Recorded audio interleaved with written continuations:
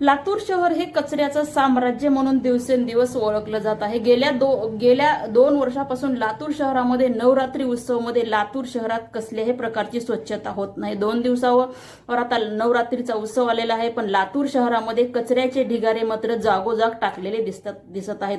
महात्मा गांधी चौक, महात्मा बसवेश्वर महाराज विद्यालय जे कॉलेज आहे, त्या कॉलेजच्या समोर पूर्ण डोक्या इतका कचरा साचलेला आहे। ज्या कॉलेजमध्ये आपण विद्यार्थ्यांना आरोग्य सांभाळण्याची शिकवण देत आहोत, त्याच कॉलेज समोर डोसक्या इतका कचरा साचलेला आहे आणि कॉलेजच्याच बाजूला जगतज्योती क्रांतीसूर्य महात्मा बसवेश्वर महाराज यांचं स्मारक आहे आणि त्या पूर्ण स्मारकाचा जो पूर्ण वट्टा आहे, जो राऊंड आहे, तो राऊंड सुद्धा पूर्ण कचऱ्याने भरून गेलेला आहे।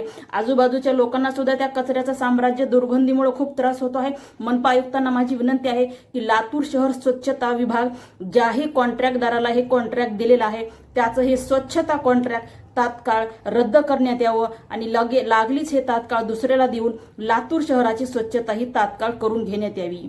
जय हिंद, जय महाराष्ट्र।